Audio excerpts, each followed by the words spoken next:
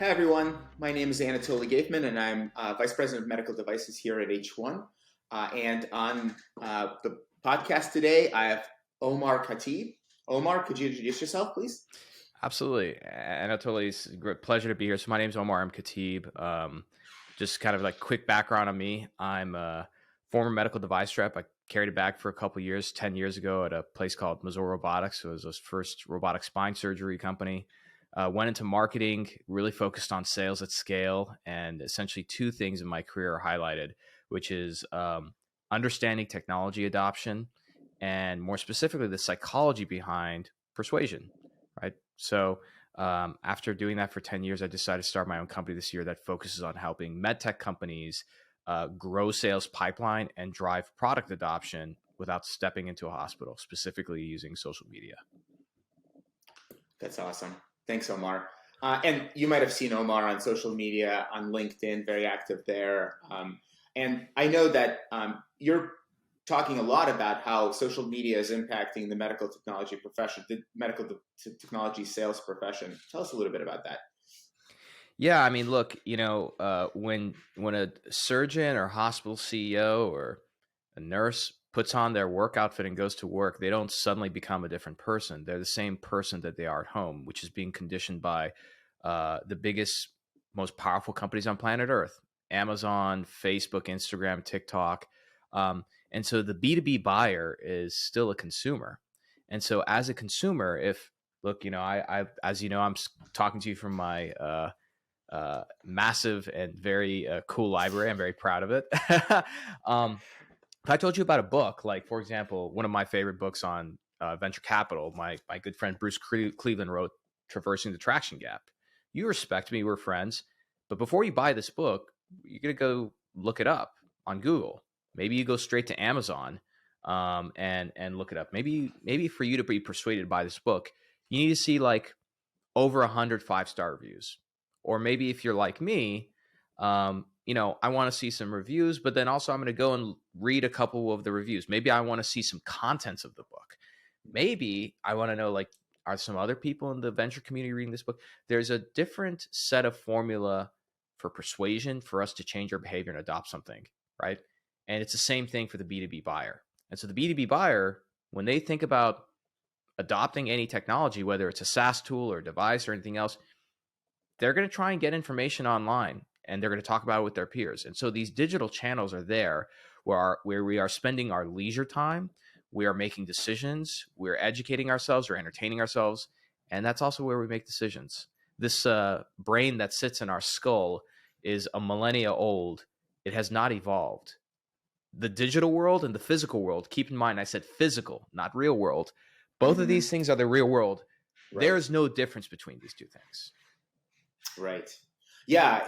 And so I think the meta story here is buying is changing. And it has changed. Has changed. Has changed. Amazon. Yeah. I mean, like, look at Amazon today versus 2000, right? No one thought anything was going to happen from Amazon. $4 a share. Today, half of the world buys from Amazon, right? Absolutely. And look, I just want to point, I'm glad you brought that up. Something that just happened to my business yesterday. And this is the point about how fast you have to be to adjust things. I sell an online, I have an online sales training program, community events. One of my programs I have, costs a couple $1,000. Mm-hmm.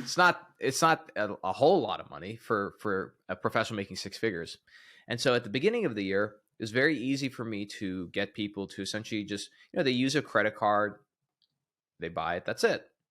Well, in the last couple of years, what's been happening is companies like Affirm, Shop, Amazon even, they give you this option to buy something with 0 interest payments, right? Like I bought some, I make a good living, but I bought some, what was it? I think I bought some clothes recently, like from some gym clothes. And I think my checkout was like $80.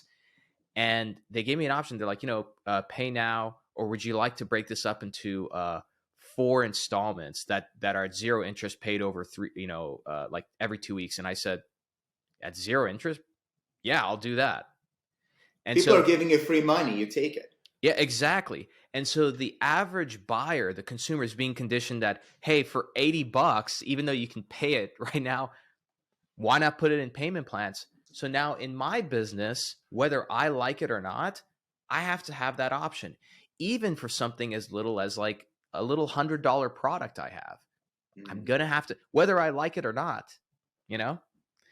So that's the thing about the market, is that the market's changing faster, and the people who win not only adjust with the market, but they use data to do that beforehand.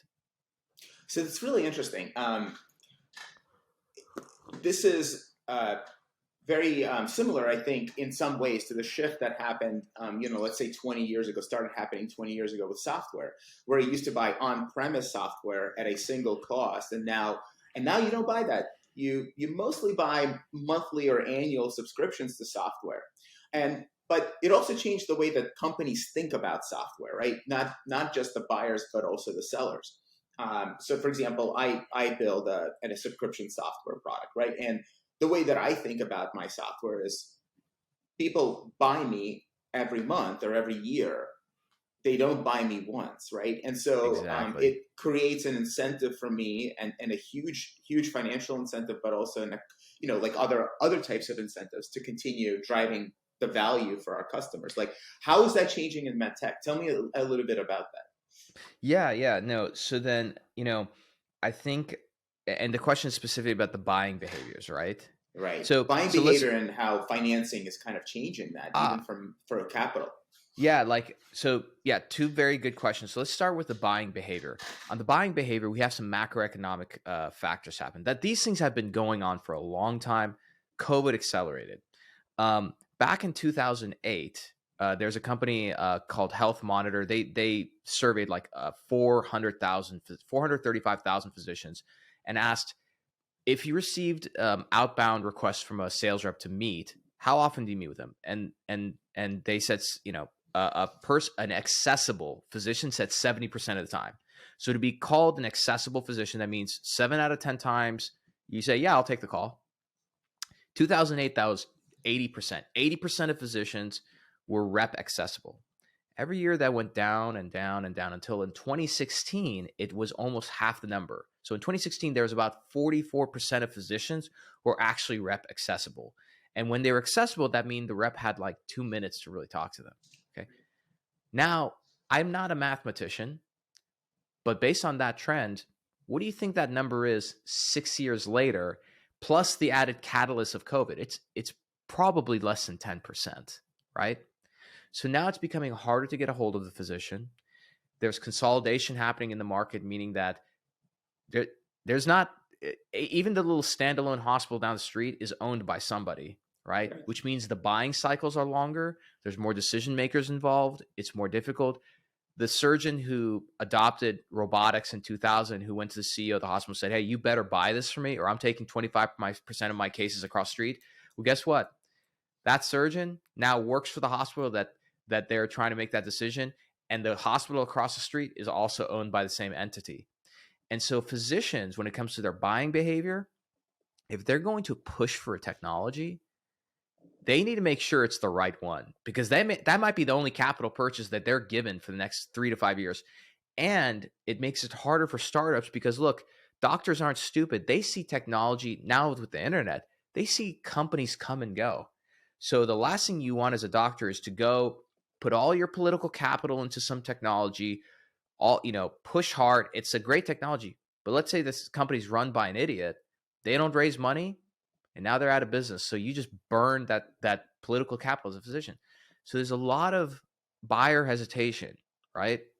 So, Mm-hmm. and then on the financing side, look, I've been in this game for a while, not as long as some of my peers. I've been doing this for like 2, 3, 4 decades. But I had a father who was a surgeon. I went to medical school, and then I've been doing this for a little over 10 years. Even when times were rolling, right? Pre 2008, when people were, the whole world was partying and spending money, hospitals didn't have money. Right. There's a saying I tell people. It comes from the door-to-door sales world. Buyers are liars. I bought a new car. It's true, man. Look, I bought a new car a few months ago. I can afford that car. It's no problem. You know what I told the salesperson? I'm like, man, I don't know. It's a little bit too rich for me. I don't think I can afford that. Just maybe not the right time. Buyers are liars. So hospitals, no matter what, they're never going to say, oh yeah, we got money. They're never going to tell you that. But the question is, does the hospital have money for you? Right? And so in my own business, and the same thing with MedDevice, pricing, we have a whole conversation about that. Being creative around pricing makes it easier to adopt the product. So for example, if you're trying to sell capital to a hospital, can you say, hey, you don't have to buy the equipment. We can do a lease to own business model. Can you say, hey, look, you don't even have to pay for the lease. We'll place the capital in your hospital for free. We'll service it, everything. We just want you to cover the cost of disposables. So you have to think, what matrix of things do you need to put so that way you can, lower the barrier for entry. The sad thing about this, Anatoly, is when it comes to capital equipment like robotics, you have the big players adopting robotics or acquiring them, and they're just using the technology as a Trojan horse to get their implants in, which means that they devalue the technology. They throw it in like a tchotchke item, like, hey, you signed this contract, we'll throw this robot in. So these factors are starting to happen, which means, as much as I love robotics, it pains my heart to say this, even robotic platforms are becoming a commodity, and that's why data has been for a long time and really is the new gold. It is liquid gold. Yeah, it's we're certainly seeing that trend, the bundling trend, and again, parallel software, right? Parallels technology, where there are these cycles of bundling and unbundling that happen all the time, right? So like when technology bundles, unbundles things, and because there's innovation and there's like more margin and more leverage you can get from the unbundling, but then also the bundling that happens. Like look at what happened with television to cable to Netflix. Exactly. Right? That is Bundling, exactly correct. Unbundling. And now we're going back to bundling, right? Disney Plus, Nat Geo, Peacock, Hulu, Peacock is all of another them one. Yep. together. Yeah. That's true. So we're in that interesting phase. So cycles of innovation sort of dictate some of those things. And I think, like, as a practitioner and also like a follower of cycles of innovation, I think you're catching the right. I think you're surfing the right wave. It's really interesting. You mentioned something about hospitals. They were never swimming in cash. It kind of brings me to a topic I wanted to talk to you about. So, we both work in medical technology with medical technology salespeople and commercial teams. I'm sure everyone's heard that, has seen the news. Hospitals are not doing that great post-COVID pandemic, but also because of all of the other macroeconomic factors, especially, for example, inflation, right? Salary increases for all of the staff, driving down margins. Tell us a little bit about that. How is that going to be a headwind in the next few years? And what do you think medical technology commercial team can do to mitigate some of those headwinds? Yeah, again, buyers are liars, right? So these same hospitals are saying, oh man, times are really tough right now, everything. They all reported massive profits last year. Like just, and they had layoffs happen and everything. So I'm not saying that it's actually untrue that they're having revenue issues. But when it comes to the business of medicine, things have to make sense, right? And if you look at the complexity of getting a technology into a hospital, right, you have to really take into it's not enough just to have a technology that clinically makes a lot of sense and shows great results. That's just not enough. Because if what they're using works and it works good enough, that's what they're going to continue using. Mm-hmm. There's this sales model. I won't mention the sales model because I don't want to disparage anybody's work, that I think is a good sales model. But their premise is that great sales all starts with an insight. And I disagree. I don't think sales starts with an insight. Like I didn't wake up today and buy something as a B2B buyer or as a consumer because of an insight. I bought something the way everybody buys something because I had pain. There's something wrong, and the pain was big enough, the problem was big enough, the fear was large enough that I said, I'm going to change my behavior and buy this. And so at the hospital, what sales teams can really do well is stop acting like a used car salesman, which, by the way, that's actually an insult to used car salesmen, because at least used car salesmen are very good at persuasion. Mm-hmm. And what I mean by that is that it's not enough just to show up and do a fancy product presentation and, you know, point out like, oh, look, we have this clinical evidence that shows we are 10% better. You have to really understand how the business of medicine works, which means you have to have a strong economic story. You got to have a strong clinical story. You have to be a master of workflow and efficiencies. You have to paint a very big, painful picture of where the hospital is today with this thing and how that's going to be a lot worse in the future, and how your product or service is going to serve as a vehicle to take them away from this pain today and deliver them to a desired future, which means you have to think beyond just the problem that you solve, right? That's why the old saying is really true. Great salespeople are problem solvers, which means if your technology improves patient outcomes, clinical efficiencies, what does that mean for the bottom line of the hospital? What does that mean for the patient? This is all about the patient, right? Sure. You know, so, it's a very complicated question, but again, it starts with understanding the problem really well at a micro and macro level, and also using data to support it. Now, data is not going to always be available, but when it's available, there's plenty of it. How do the numbers persuade, right? Mm-hmm. And one quick thing, I know I kind of went on a bit of a rant here. No, it's great because I got a lot of follow-ups from it, but please perfect. continue. I'm going to quote my good friend and mentor from afar, the great Scott Adams, who predicted the 2016 election 2 years in advance, and Sure. he's told me this many times, and I agree with him. We live in a world where facts do not matter. It's just true. The only time facts matter is at the end, when you're trying to objectively justify this emotional decision you made. So you cannot lead with, here are the numbers and this is why you should do it. That's why you always start with, what's the pain they're dealing with today? What is the problem? How do I amplify that? How do I make it very visual? And then when they're at the point where they say, yeah, I don't like how this feels, then it's like, okay, here's the data, here's the objective reasoning behind why you can make this behavior change. Mm-hmm. That's how it works. That's great. Yeah. I have a reflection and then a few follow-up questions. So the reflection is, in software, like, you want to be selling a painkiller and not a vitamin. Absolutely. Right? So like, something needs to hurt before someone wants to pull out their wallet. And I think it's very similar for any type of sales, right? Like, you are not going to buy a new car unless you needed something and something was hurting. Sometimes, of course, it's like, for personal satisfaction reasons, et cetera. Maybe a car is not a good example, but certainly there's many types of products.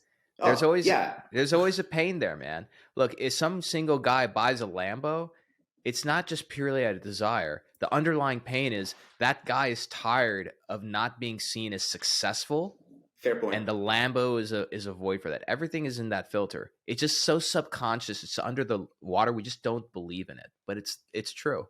Sure. Yeah. No, that's a really good point. So the one takeaway that I'm hearing is, become a painkiller. Don't be a vitamin, right? And then the other interesting point, and I think you alluded to it and you actually mentioned it in some ways, but the folks that are buying medical technologies are not just physicians, right? For physician preference items, increasingly they're not even physicians, but certainly not for capital, right? So and maybe you can tell us a little bit about that. I'm sure you work with folks all the time that are not selling to physicians; they're selling to committees. They're committees that are not always clinically focused, not only clinically focused, at least. And the skills to sell into those committees are different than the skills to sell into physicians.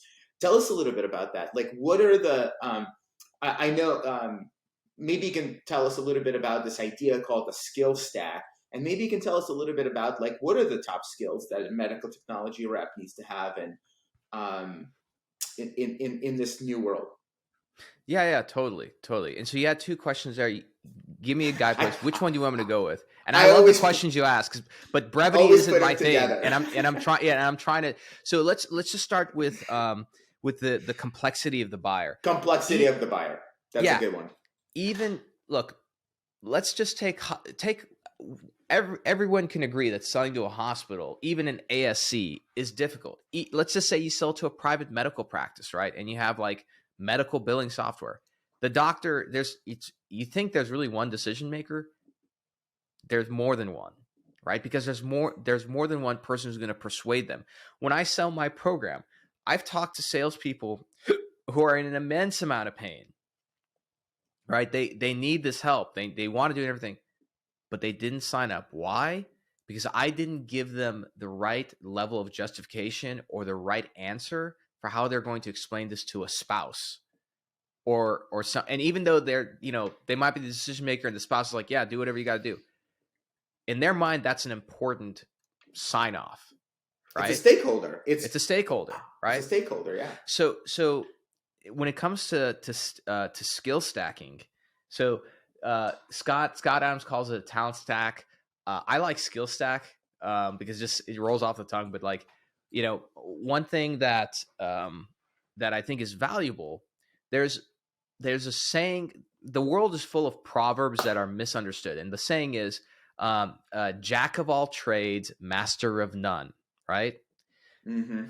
The thing that people don't realize is that that's half the quote. It's actually Jack of all trades, master of one, but still better than a master of one. And we live in a complicated world. And so it's on rare occasion being a specialist is good. So actually, let me take a step back. There is a lot of value being a specialist. Like I love that quote, by the way, because I consider myself a jack of all trades and master of none. But it's more valuable. It's totally more. And I guarantee you, there's this concept in marketing called the T-shaped marketer, where you have a bunch of skills on the top of the T that you're pretty good at. Like for me, I know some SEO. I'm pretty good at paid advertisement. I'm doing this. What's my T that I'm like very, very deep in? Persuasion, right? Persuasion, copywriting. And so it is important as a business owner. Like you can take this from, okay, when your toilet breaks, who are you going to call? The home improvement company or the plumber? Right. You call the plumber, right? I hope so. Yeah, exactly. But that being said, as a salesperson, stacking skills is the most valuable thing you can do. And the reason why is because there's multiple facets to being a salesperson.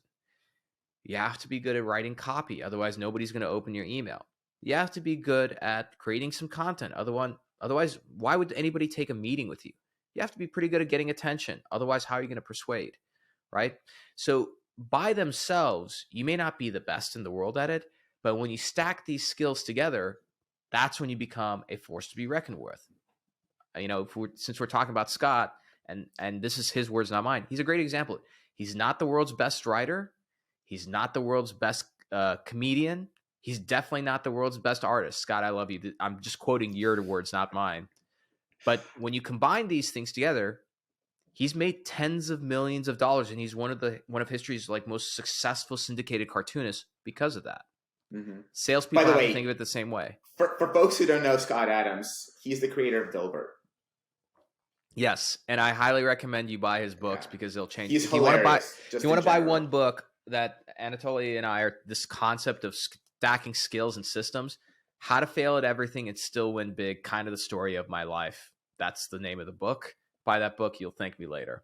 But sorry, kind of a big sidebar, but going back to salespeople, it's not enough for a salesperson just to be good at like closing, right? This is the one misconception that they mistake. If you and I are, let's say, competitors, and your closing percentage is 25%, my closing percentage is 75%. That's a massive difference. Mm-hmm. Most But people how would many say, at bats do you get? That's the question. see, this is why we get along very well. This is why, even with my own program, the approach I've taken, which like, I don't know how sales training companies or all these supposed sales gurus. I don't consider myself a guru. If you ever talk to anybody who says that they're a guru, they don't know what they're doing, right? It's just it's a heuristic. But it's about packing pipeline. How many at bats do you get? Because if I'm able to do more volume than you, I do 1,000 cold calls. I'm able to get, of those 1,000, 500 on the phone, and of those 500, I get 50 into my pipeline, and you just get 10. Like the math wins out, right? It's very, very simple. And so Right. because of this concept I just said, that's why having a skill stack helps. Knowing a little bit about marketing, knowing a little bit about persuasion, knowing a little about, am I the best at LinkedIn? I'm actually not. You're pretty good. I'm pretty damn John. good. Yeah, Yeah. I'm definitely in the top 1%.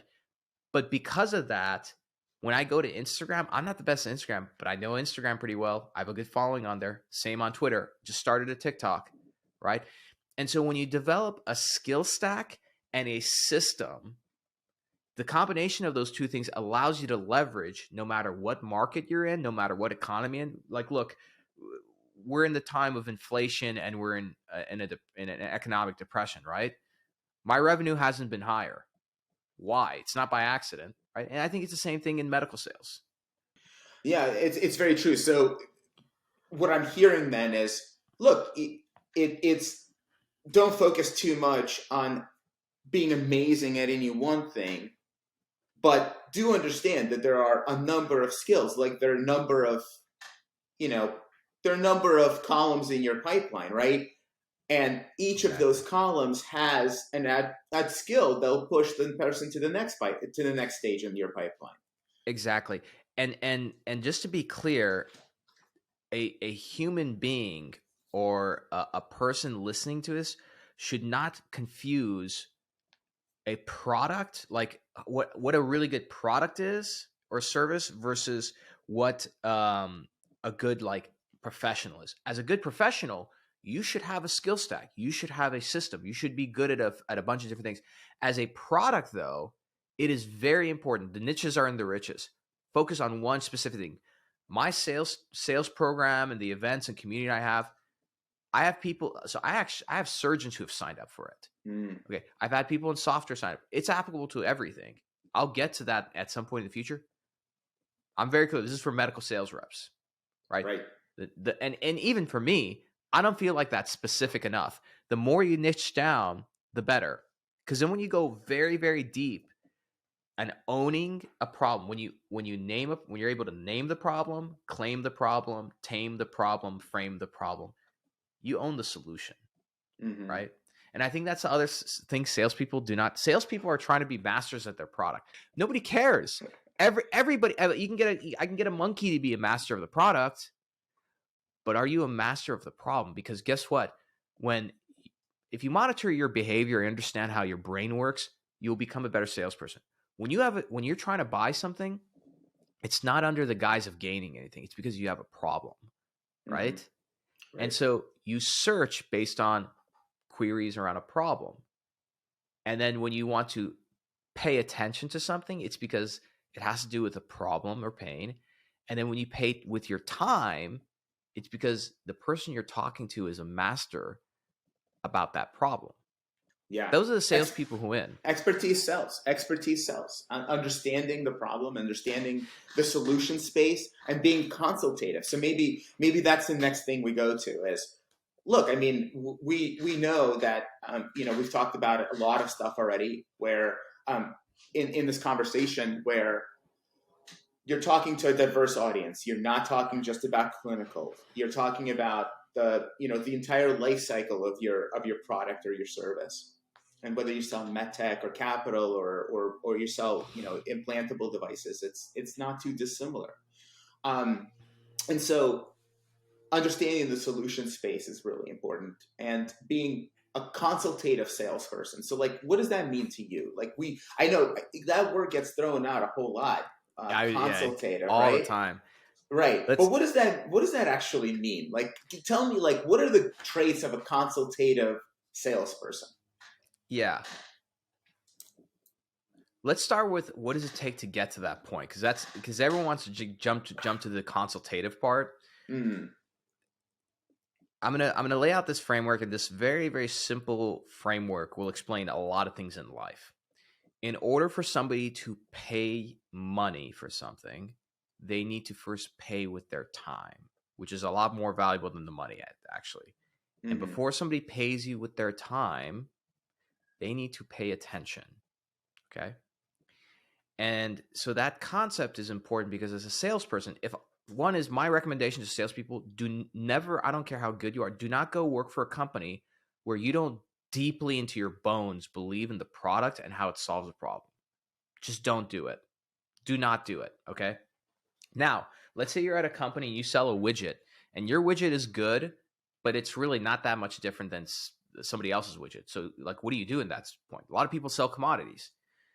Salespeople need to realize that even though it's a digital world, we still like to buy from people we trust and like. And as a salesperson, I can productize myself because even if you sell a widget and this widget means that you go and show up once a month or once a quarter to deliver it and that's it, you're part of that process, your hmm product. And so I buy a lot of books. Here's a really cool book. It's just, and for those people who are not paying, who can't see this, it's just it's a hardcover book. It's got a red cover on it. That's it. And let's just say this book is how to get somebody's attention. Okay, cool.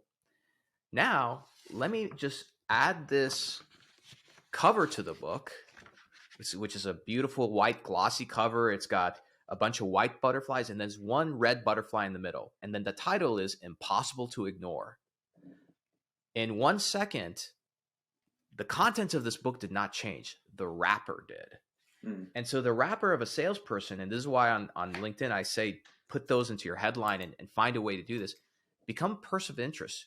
If you're into a certain hobby, you're into hunting, you're into jujitsu like me, you're a proud husband and father like me, all these things, create that wrapper where so if somebody's going to pay attention to you, that might get their attention. And if they're going to pay with their time, they might just say, I'm going to just take this meeting because this person, they seem very interesting. Because you have to spend time. And look, man, when I don't know about you, when I take a time to get a pitch by a vendor, part of it is entertainment for me. It's like hanging out, right? It's certainly a learning experience every time I do it. Yeah, 100%. And so that's enough to get paid, to pay attention, pay time. Now let's get to the root of your question, which is what does it take to consult? Mm-hmm. Consulting, before you're able to consult, you need to be very good at shutting the hell up and asking questions. Again, I'm a solopreneur right now. I'm growing a company. What I've noticed, the more I keep my mouth shut, the more my revenue goes up. Right. And it took me several years to figure that out, by the way. It's amazing, right? And for me, it's a one-on-one transactional thing. It's like very clear, and so I'm going to answer this question, but I want to provide some tips for people too. Okay. I would love that. That would be cool. So the first thing is there's a lot of information online about your buyer. They have a LinkedIn page. Maybe they have a Twitter. Maybe they have an Instagram. They have a faculty page. You should create a psychological profile of it. What were the last 5 or 10 publications they had? What was the first publication they did in like 30 years ago? On LinkedIn, do they post anything? What did they post? What was the last thing they liked? Did they write any recommendations? Who did they recommend? And then you can pull, what's the language they use? What are the exact words? When they talk about, when they recommend somebody, do they say that this person does a spectacular job of supporting the team?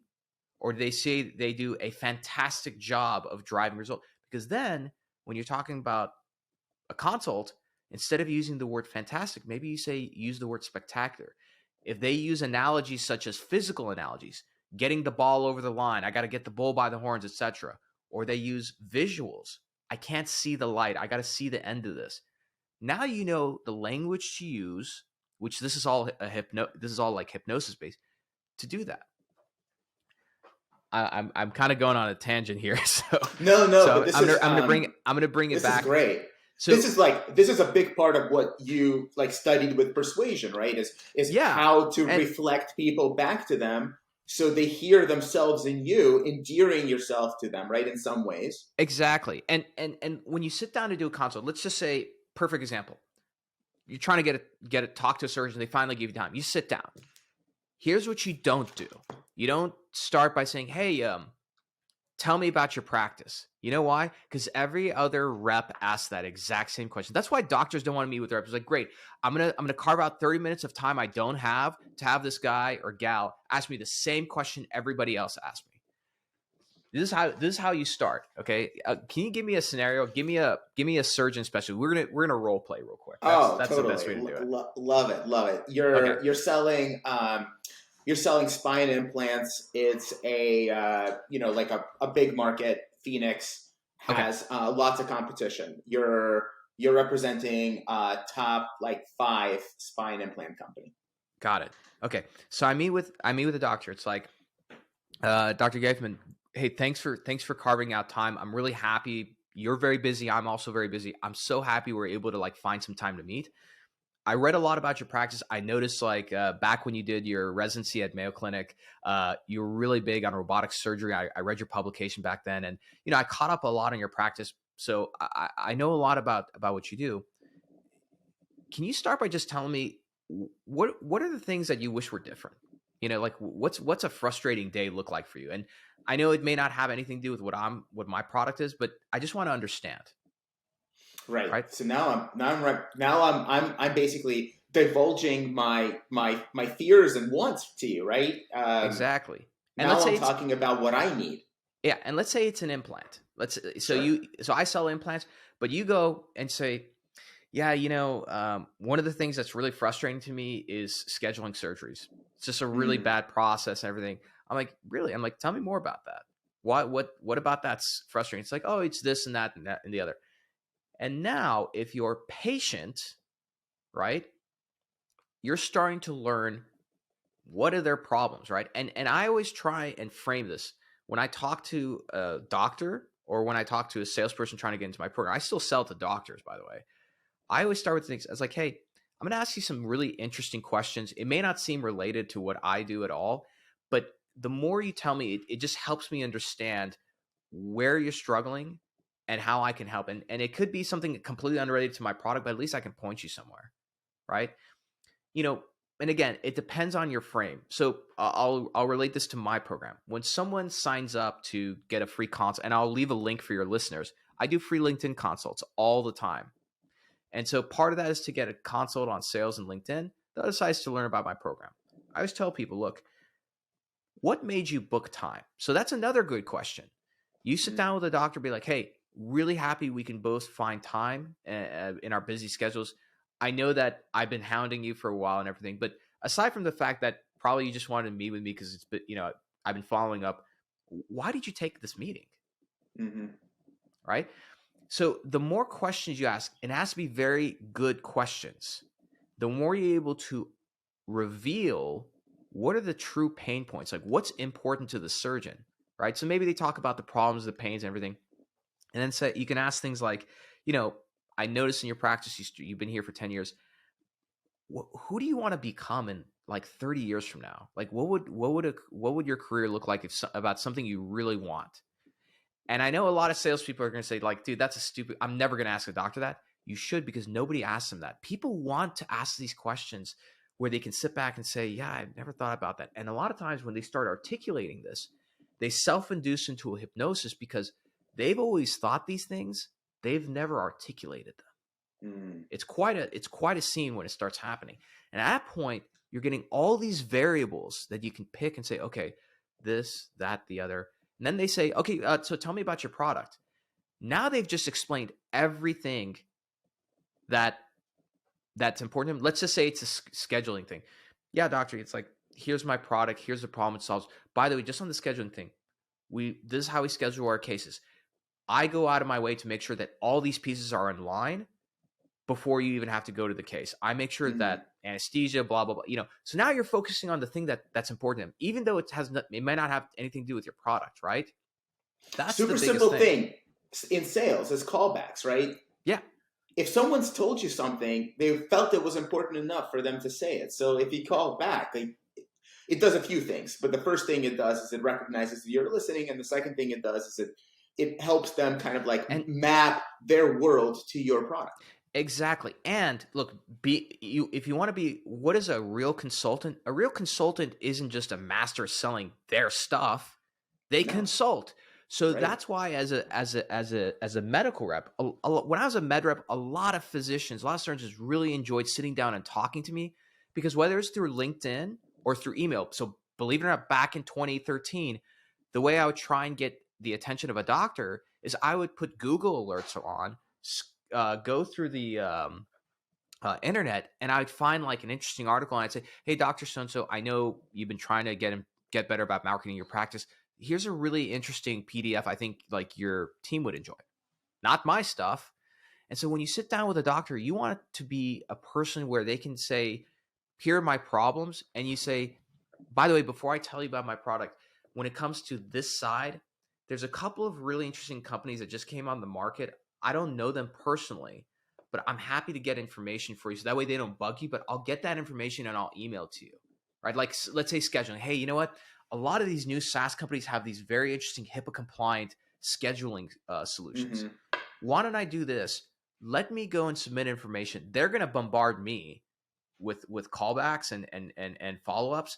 Let me just get the information, and I'll forward you whatever deck, etc. I have to you and your office manager. Just let me know what their email is, and that way you can maybe find a solution. As a salesperson, I just made me, the product, that much more valuable. So this widget that I have, I've just inserted Omar Khateeb, this very helpful person who's going to do work. That's what a doctor wants. That's what any buyer wants, Yeah, I mean, even so, especially in software, especially when you're selling, well, what I sell is very similar to what a capital equipment rep sells. It's a big thing, and it's not a physician preference item. It's like a committee type of a decision, and I think the most important thing that I can do is build a relationship with our buyers so that they can trust me, and I also respect that relationship in a way that if it's not the right solution, I don't want them to buy it. Like it's better for us not to. Why? Why is it better? Why is it better? Why is it better for them not to buy it? Oh, so many ways, but mostly because the downstream of a purchase is where all of the cost is incurred. If it's not a good buyer, then the downstream cost of that purchase is going to be so high. And not just in money ways, but like my team is going to be taxed more. The product direction is going to be taxed. All of these other downstream reverberations from that bad sale. You don't want that. You want to focus on the things you can do best, not the things that are going to be immediately gratifying, but downstream are going to be significantly worse for your business. Totally. And like, look, but another perfect example. So first of all, like salespeople have to understand the technology adoption curve, where people sit, and they have to think far ahead. Like, okay, I'm a salesperson. I found a hospital. I think with enough leverage and push, I can get them to buy this. But then you have to think like, okay, if I buy this and this is not the right buyer, and this is just going to be expense, I'm going to piss off the hospital. The user's going to be pissed off. They're going to be just constantly harassing my customer success team. So that's a cost there. And then this is the thing that salespeople don't think about. You have to think quarters ahead, years ahead. I'm going to mess up my market because people talk. So when I try and sell to somebody else, I can't come back and ask for that buyer to be like, to essentially give me a testimonial. And then when that, let's say that local buyer's like, yeah, can I talk to somebody in a local market? And I can say, let's say Phoenix is like, well, I got this person up in New York. They might say like, okay, that's fine. But like, I want to talk to somebody in Arizona. Right. That physicians are very big on that. And, these people, they run into each other in the conference. They talk, like people talk, right? And again, from the consumer world, you don't think physicians are afraid to go and post publicly about a crap company. I see it all the time on LinkedIn. Yeah. I see physicians posting holding an implant that they love. I also see physicians posting an implant saying this is a terrible idea, right? Right. And one other thing I want to mention, just again, I don't want to give people advice. I just like to give people ideas, right? With the capital process, again, selling to multiple people, right? You can productize that process too. So you do this thing that I mentioned about uncovering pains, becoming a person of interest, becoming a trusted person. I've done this before with like really senior surgeons before. I say, hey, Dr. So-and-so, I know you've been the chair of this department for many, many, many years. I get it. And you know how to get technology in. Do you mind if I just still walk you through my process of how we're going to do this? Like, I'm just doing my job. That's a great way to get off the hook. I'm just doing my job. They'll say, yeah. Right. So then I start saying, I was like, I'm going to assume you know this, but I'm going to walk you through. And then I start teaching them like, look, here are some principles of persuasion. Here's how we're going to use those principles with each of these parts of the process, right? Okay, value analysis committee. Who sits on that committee? It's like this person, this person, this person. It's like 5 people. Great. Doctor, if there's one person, because social proof is big, but there's usually one person who's going to persuade the whole committee. Who is that person? It's this person. Great. Psychologically, are they more of a numbers person? Are they looking for an economic story? And they'll say like, no, this person's the chief of nursing. And their biggest thing is like, if this is going to make the nurse's life harder, it's going to get axed. I'm like, perfect. So now you're showing that you're not just some random salesperson. The surgeon is starting to learn like, oh, like I didn't know about persuasion because none of them get trained on this, right? Right. And so now things that you as a salesperson have probably been trained on, probably not, but like hopefully you do some self-learning. Sure, absolutely. You should be at least interested in your profession a little bit. Yeah, right? exactly. You're now productizing this thing. Again, when I was a rep, one of the things that I used because I couldn't make my product any different, I became a master at patient marketing. And so every surgeon I talked to after the case, they're like, hey, can you come by the office and just spend time with me and my staff, just talk? And a lot of reps used to get really pissed. Like senior reps, they're like this surgeon's been my surgeon for 10 years. Why is he all of a sudden buddy with this kid? I productized myself. Yeah, you added value and you created a playbook, right? And so I think that's an important thing is how do you build these playbooks that you can reuse, right? Again, going back to software because I'm a single book and it's a software book. No, yeah. But playbooks are super important, right? Whenever we build anything, any process, like without a playbook, that process is doomed to fail, right? But with a playbook, now I can teach someone else that process, and now that process is going to continue being in place. And so, 100%. And look, the software people are going to get really pissed about this, but bear with me here. Let me tell you the biggest farce that exists in Silicon Valley, and I'm going to tell you how this was essentially propaganda. There was a quote that Ralph Waldo Emerson came up with. I was pulling this up because I wrote about this back in 2018. Because it was so stupid. When I was living in Silicon Valley, I'm like, I got to write about this. One of my favorite existentialists. Yeah, he's great. Transcendentalist. Oh yeah, transcendental. Yeah. That's right. 100 years, a little too early. There's a quote where it says, if a man can make a better mousetrap than his neighbor, the world will make a beaten path to his door. Okay. So this is the whole product-led movement. Make the better product and like people will buy it. They'll come to you. Well, let me just dispel that. In 1928, there's a guy named Chester M. Woolsworth. And essentially he lied.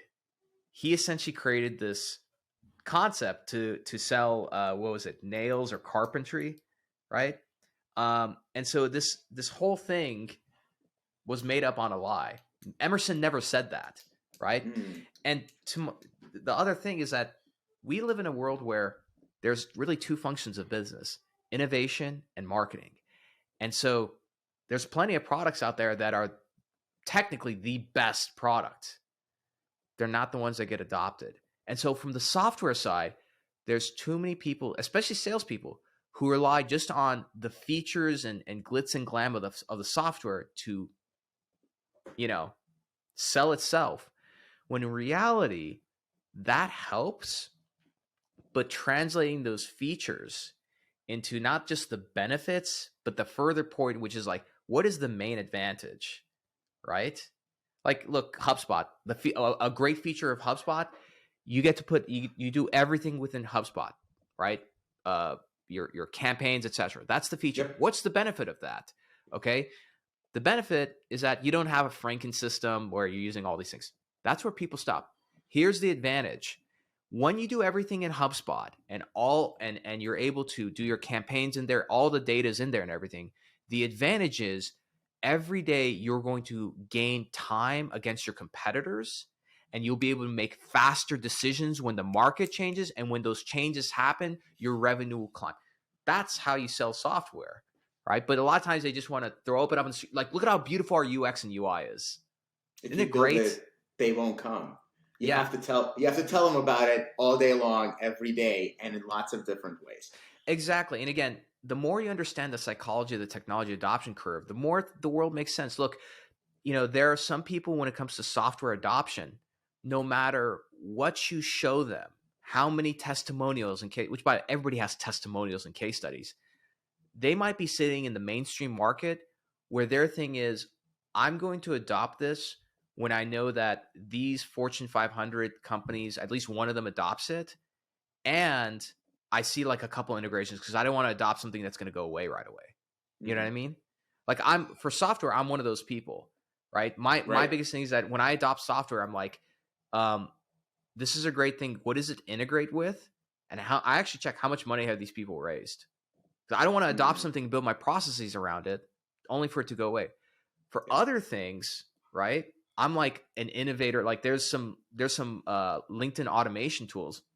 I'm as much of a pioneer for that as possible. I don't care if it integrates into nothing. I'll use it. You know? Yeah, and it depends. Again, it's an interesting fit of the product to the need, right? Sometimes the product fits the need so that you need to integrate it with other products and et cetera. And sometimes you don't need that need. It's a point solution. And can I riff on something that really pisses me off about the software world?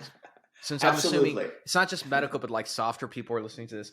The medical device world, it has its own problems, and I beat them because I love them. Right? These are my people. But I spent a little over a year in software, long enough to understand it. I can't handle the fact that in software, these salespeople are man, they're not sales warriors, in my opinion. There's some of them are really, really good, but man, I'll tell you, it's beyond me where I see there's an account executive, and that account executive has an SDR, BDR that does the outbound cold calling, booking calls, qualifying, etc. Then the prospect cuts on, and the same account executive then has to invite a sales engineer because they're not good enough to do the demo, right? And then when it comes time to closing, they bring another person. Look, you have all those people, great. If you're a real salesperson, all hell breaks loose tomorrow, you should be good enough to do the whole thing from end to end. Not saying that you should, but you know what, man? Like, when the apocalypse comes, layoffs happen, and you don't have your BDR, SDR, you don't have your sales engineer, what are you going to do, right? I just think that sales is very much like a professional sport, and there's a lot of training that goes into it. Your planning. How do you wake up and start your day? How do you study your market? Do you know everything about it inside out? Last thing, and I am a bit of on a rant here, but like, look, these software salespeople, even the SDRs, I got called a few months ago by three different SDRs who left me a voicemail. And I'm just going to call the companies out. I really don't care. One was Zoom Info, one was Seamless AI, and the other one I can't remember, but I'll remember it. They all left me voicemail. Oh, I saw you downloaded our PDF, which must mean you want me to buy our stuff. That's cool. I don't mind that they did that outreach. Do you know what pissed me off the most? If any of them were smart enough just to take one moment. I'm not a doctor. I'm a marketer. So of course I'm going to be online. And they just went and looked at my LinkedIn profile to say, like, who's this person I'm talking to? Because if he answers the phone, what am I going to tell him? They would have seen one post. And that post was me holding my newborn baby. And they, all three of them, by coincidence, called me the day my child was born. What a bunch of losers. Just That's very interesting. C players, man. Low yield. So the meta point here is, before making the call, do a little bit of research, and the call is going to be more valuable. And man, yeah, it's not even brain surgery. Be a student of the game. You have to act like a CIA agent. Because look, whether it's software sales or med device, everybody wants the same thing. Is like, man, if I can just get a hold of this prospect, okay. You walk into a building, your prospect shows up, you get stuck in an elevator for 2 hours. What are you going to talk about? What are you going to tell them? You're going to start with, oh, tell me about your business. Yeah. Like, let me tell you, a great way to get your ass handed to you by me is get on an intro call to demo your product, and you ask me, tell me about your business. When they start by saying, hey, I did some research, I know that your business involves this, that, and the other, but I would like to hear it from you. Like, tell me about your business. Man, happy to do it. But if you didn't take the time and the respect to research me, call's over. I've ended calls. I'm like, look, I don't have time to teach you, you know? Especially with a physician, and even especially with a CFO of a hospital. Oh my God, yeah. Those guys don't have a lot of time for you. If you get into that room, you only have one chance. And if you don't take it, that's the last chance you're gonna get. 100%. Look, I got one more pearl for everybody. There's a directory, you know, there's a directory called the American Hospital Directory, AHD. I think that subscription costs like $800 or something for the year, but you can get a lot of info on there. You can look up any hospital in the country. It's a terrible user interface, by the way, but you can get all this data on like the number of procedures they did, or like acute kidney injury rates, all these things, how much money they spent. Even if it's outdated by a year, pull that and think like, okay, when I talk to the doctor, maybe I can show some of this data and relate it to the clinical data. Or if it's a software company, like just find something where somebody goes, wow, I didn't know that. Map the product to the need. Yeah, absolutely. Absolutely. Versus trying to find a way to just like force the product in, like, or making the user do like, you know, it's kind of like, look at how cool our stuff is. And then the user has to do some like, you know, thinking, be like, I think I can maybe use this. I don't, you know. Omar, I wanted to say thanks so much for participating with this. I know we've talked already for an hour, and you know, you and I have talked about this before, and our conversations are very similar to this. Maybe we should start a podcast. But yeah, that's totally. I'm down. But I really appreciate your time. Love the energy, but also love the, you know, like the really great tactical information that you've shared with us today. We're going to put all of the links to your program below. Any parting words for our listeners for 2023? I know this is recorded on December 1st. I don't know when it's going to come out, but certainly it's going to come out before the next year. Any parting words for us? Yeah, parting words is a couple things. Number one, be a student of the game. Be a student of the game. How do you start your day? How do you plan? How do you train? Stop spending money on BS. Like, invest in yourself. When was the last time you bought a book? When was the last time you spent money on a course yourself? Right. And then the last thing is sort of a mantra that I like to live by as a business owner, especially as a marketer, but as a salesperson too. Think like a scientist, act like an artist. Think like a scientist in the sense that be objective. Detach your emotion from things. Is what you're doing actually working? If it's not, change it. Spend the money you got to spend to change it. Go get the coaching. Sit down. Just realize you have a problem, right? There's nothing to be emotional about it, right? And then act like the artist. What do artists do? Artists make art. It's not for everybody, right? It's going to offend somebody, right? It's not going to work. And so as a salesperson, as a marketer, as an entrepreneur, you're going to try things that are going to blow up in your face. That doesn't mean that you just stop. You don't just pack it in. if really radical example, but like it's a good one. Elon Musk didn't stop building SpaceX after the first, the second, the 10th, the 15th, the 50th rocket exploded, even with the Times and all these media outlets just calling him a clown and an idiot and everything. He's making them eat their words, right? You're not doing rocket science. You're just selling. So be an artist, try things, and don't be afraid. Do things with courage. So those are my main parting words. Those are great. And obviously, like, not just for 2023, but for your life, and I love that quote. And the one thing that I especially love is the framework you put together for attention, time, and money. Thank you. No one is gonna spend money on you if they don't give you time, and no one's gonna give you time if you don't have their attention. Absolutely.